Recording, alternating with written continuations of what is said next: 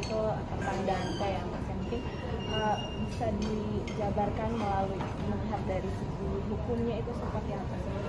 Oke, selamat malam. Saya Dr. Firman Chandra. Di sini ada kasus posisi. Kemarin belum ketahuan karena belum ada gelar perkara. Apakah ini meninggal secara wajar atau meninggal karena pembunuhan? Namun setelah gelar perkara dilakukan oleh Subdit Jatanras Polda Metro Jaya, di situ ada bidang hukum, ada Wasidik, ada Propam, ada Irwasda, dan ada Kanit dari Jatanras. Sudah ada bukti permulaan dan itu sudah dikatakan pembunuhan. Tinggal polisi harus mencari pasal yang tepat. Dari preskon yang tadi kami lihat, hanya memasukkan Undang-Undang Perlindungan Anak. Undang-Undang Perlindungan Anak betul di atas 5 tahun, dan tersangka setelah ditetapkan jadi tersangka itu berhak untuk ditahan. Namun seyogianya, kalau menurut kami sebagai praktisi hukum, harusnya dilapis dengan pasal 338 atau mungkin perencanaan pembunuhan di pasal 340 KUHP. Artinya hukumannya bisa hukuman mati. Karena harus dilihat lagi, apakah kemarin sudah ada pembicaraan untuk melakukan itu, atau minggu kemarin, atau sebulan yang lalu. Kalau itu sudah terjadi, berarti masuknya di pasal perencanaan pembunuhan. Jadi menghilangkan nyawa orangnya itu sudah direncanakan. Kalau hanya di Undang-Undang Perlindungan Anak dan atau di pasal 338, itu hanya pembunuhan biasa. Artinya apa? Hukumannya pun tidak terlalu berat. Ada yang 12 tahun dan 15 tahun maksimum. Tapi kalau direncanakan itu sampai pidana mati dan minimum 20 tahun. Namun oke lah, artinya polisi sudah bekerja dan sudah melihat bahwa secara objektif dan subjektif anak tersebut itu meninggal karena pembunuhan. Jadi menghilangkan nyawa orangnya bukan tidak disengaja, tapi sengaja. Nah, tinggal dicari apakah direncanakan atau on the spot, maksudnya saat itu kepikiran untuk membunuhnya. Nah, itu tugas dari penyidik. Oke. Kalau pembunuhan berencana itu waktunya itu seperti apa? Kalau pembunuhan berencana, dari unsur tindak pidananya itu harus ada perencanaan terlebih dahulu. Jadi tidak spontanitas. Misalnya minggu kemarin pembunuh ini bertemu, apakah menggunakan pembunuh bayaran misalnya atau langsung. Kemudian siapa yang menginstruksikan? Dalam hukum ada namanya dader, aktor intelektual. Nah, dadernya itu siapa? Kemudian man pleasure-nya, yang turut sertanya siapa? Kalau dadernya katakanlah tersangka, berarti ada man pleasure-nya siapa? Nah, itu yang dikatakan perencanaan pembunuhan. Jadi tidak dilakukan tiba-tiba, itu sudah direncanakan seminggu, ataupun sebulan, ataupun 2 bulan sebelumnya. Dibikin skenario gitu bahwa Dante akan dilakukan perampasan nyawa. Nah, kalau sudah ada keterangan itu, motifnya ketahuan, masuklah pasal 340 semestinya. Jadi betul-betul sudah direncanakan. Tinggal polisi harus membedah lagi apakah betul-betul pembunuhan seketika atau pembunuhan yang direncanakan. Namun sama-sama berat, yang plus 5 tahun harus ditahan. Melihat dari kejanggalan kasus ini, Bang Firman, dirimu melihat adanya kemungkinan tersangka lain nggak sih? Nah, di sini makanya pada saat kita lakukan sebuah konstruksi kasus pembunuhan itu, apakah sudah ada pembicaraan dengan orang lain? Dan orang lainnya siapa? Orang lainnya pasti orang dekat. Tadi katakanlah misalnya lebam-lebam. Artinya sudah ada penganiayaan sebelumnya. Gitu. Nah, tinggal polisi harus selangkah lebih lagi untuk bisa mencari tahu siapa aktor intelektualnya. Apakah aktor intelektualnya adalah pembunuh ini yang jadi tersangka atau ada orang lain. Nah, itu tugas dari penyidik sebenarnya agar lebih komprehensif. Kemudian yang lebih penting adalah motifnya. Pembunuhan itu pasti ada motif. Apakah motif masalah keuangan, ekonomi, masalah balas dendam atau motif kenyamanan. Nah itu harus dilihat. Kasus-kasus yang kami tangani di Firman Sandra Logong sebelumnya itu motifnya ada yang masalah ekonomi karena ada asuransi dan lain-lain. Nah itu harus digali lagi. Jadi penyidikannya jangan berhenti, harus dikembangkan gitu supaya bisa tahu ini kasus pembunuhan berencana atau hanya pembunuhan saja. Kalau berencana, kemungkinan ada orang lain di sini, dan orang lainnya adalah tugas penyidik untuk bisa mencari tahu siapa orang lainnya. Gitu. Digali saja, dokter forensik upayakan dilibatkan di sini. Karena apa? Ada lebam, dan lebam itu apakah sebelum meninggal atau sesudah meninggal? Kalau sebelum meninggal, siapa yang melakukan itu? Berarti sebelum ada di kolam renang, berarti sudah dilakukan penganiayaan sebelumnya. Siapa yang melakukan? Nah itu harus diturut sertakan juga, tinggal nanti dicari porsinya. Siapa yang peran utama, siapa yang peran pembantu kira-kira, siapa yang aktor intelektual, siapa yang turut serta dari pelaku tindak pidana pembunuhan ini. Karena dari informasi yang kita dapat sejauh ini ibu dari korban yang mengaku dia yang menggigit dan lebam itu disebabkan oleh karena dia shock atau ingin apapun alasannya, shock atau apapun, menghilangkan nyawa orang, merampas nyawa orang, merampas nyawa anak, itu adalah tindakan yang tidak patut gitu. Jadi apapun alasannya, kesel dan lain-lain, tidak bisa dijadikan sebuah alibi gitu loh, bahwa gara-gara kesel. Tidak ada. Pembunuhan adalah pembunuhan, tinggal dicari motifnya. Apa yang mendasari dari pelaku tersebut membunuh atau merampas nyawa orang lain?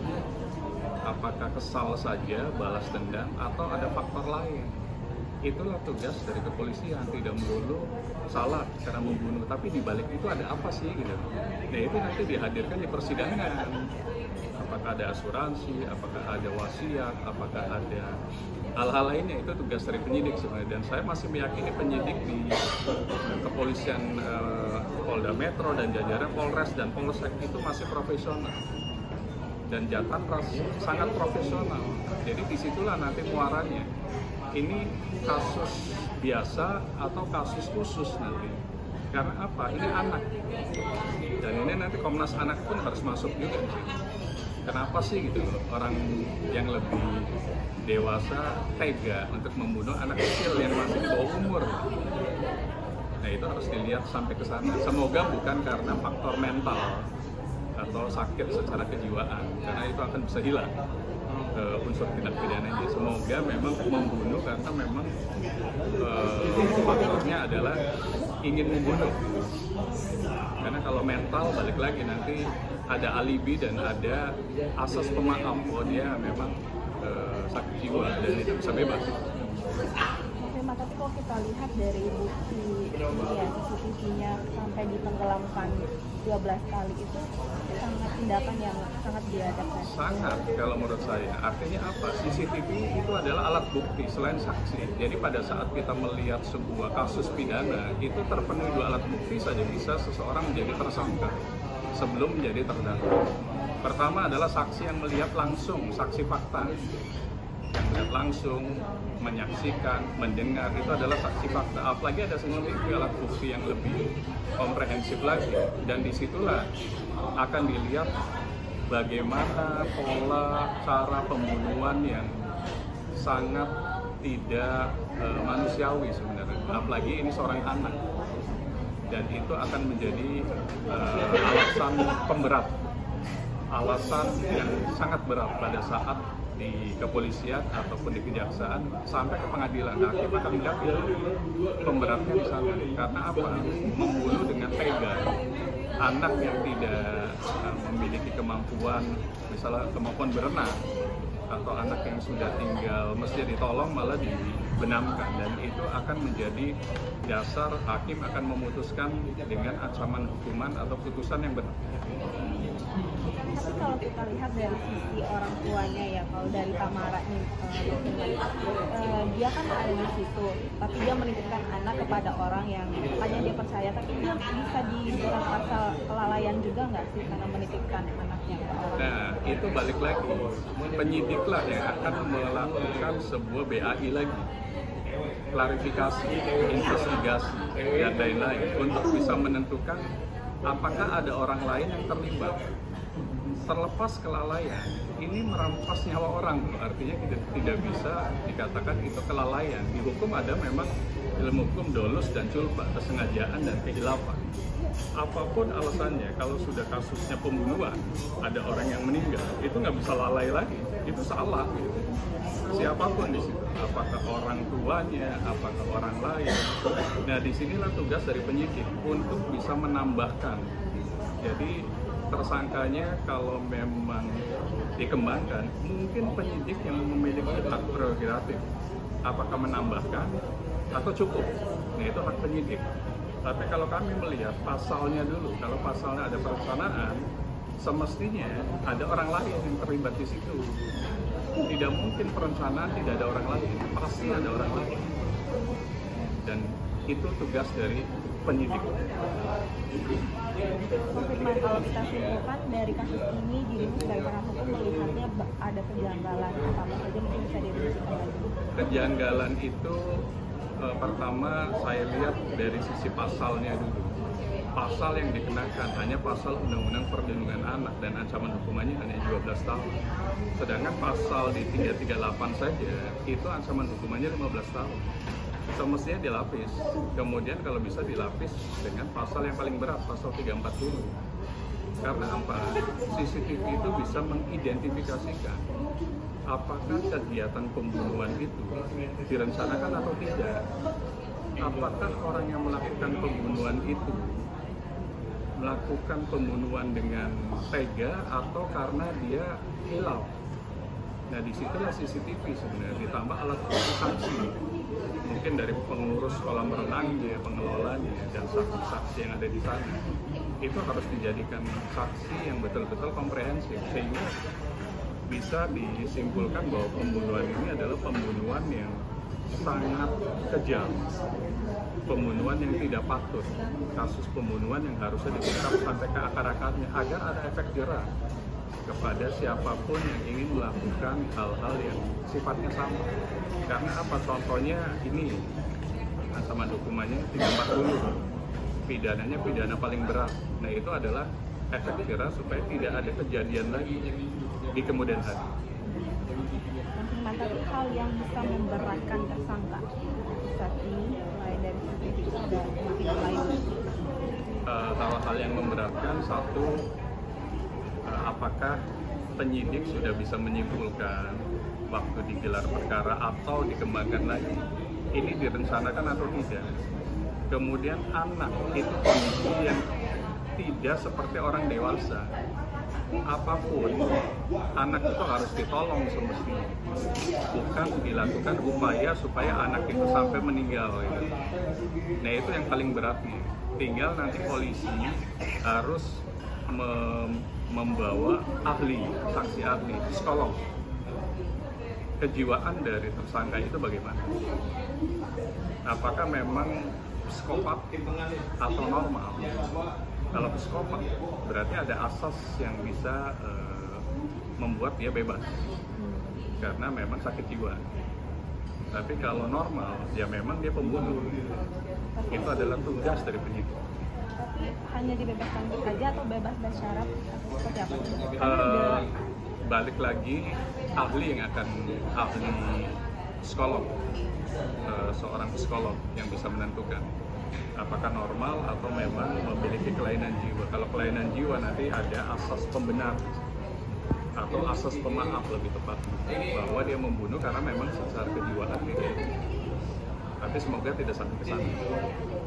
Tapi menurut dirimu ada tersangka lain ya? Kalau tersangka lain, polisi lah yang harus, atau penyidik lah harus mengembangkan. Makanya saya bilang tadi di awal, pengembangan kasus ini jangan stop di satu tersangka saja. Anak itu lebamnya itu sebelum masuk kolam renang atau kemarin atau 2 hari yang lalu, kan masih kelihatan. Lebam itu kan nggak mungkin seketika, muncul sehari atau 2 hari. Nah, kalau memang ternyata lebamnya sebelum masuk kolam renang, berarti kan sudah dilakukan penganiayaan sebelumnya. Artinya memang sudah direncanakan anak ini akan dirampas nyawanya gitu. Renang, kolam renang adalah pen-trigger saja, karena mungkin di situ dia nggak bisa renang, akhirnya seolah-olah tenggelam. Nah itu kan sudah direncanakan sebenarnya. Tapi balik lagi, ini hak prerogatif dari penyidik. Apakah mau dikembangkan menjadi kasus perencanaan pembunuhan atau stop di sini? Lagi-lagi itu adalah hak dari penyidik. Tapi kami sebagai praktisi hukum hanya menghimbau kepada penyidik kalau bisa dikembangkan agar ada keadilan gitu, kepada masyarakat, bahwa hukum di Indonesia itu tajam, mau ke atas ataupun ke bawah. Dan disitulah keinginan dari seluruh masyarakat Indonesia, supaya hukum ditegakkan, supaya hukum dikuatkan meskipun bumi atau dunia akan runtuh. Itu yang paling penting. Terakhir, Bang Firman, pesannya setelah dari kasus ini, karena banyak yang merasa ada tadi ibu-ibu yang jadi ibu nggak kayak gitu. Pesan dari kami sebagai praktisi hukum dan saya sebagai orang tua, pertama, anak itu pada dasarnya memiliki sifat kekanak-kanakan, membuat kesal orang tua, membuat kesal lingkungan. Namun disitulah sifat anak. Apapun kondisinya, apapun kenakalan anak, diwajarkan saja sepanjang tidak melakukan hal-hal yang tidak patut, narkotika dan lain-lain. Kita ampuni saja, kita maafkan saja, karena suatu saat anak akan menggantikan kita, regenerasi berikutnya. Sayangi anak sampai kapanpun, meskipun anak itu sudah menikah dan punya anak. Itu pesan orang tua dan pesan praktisi hukum.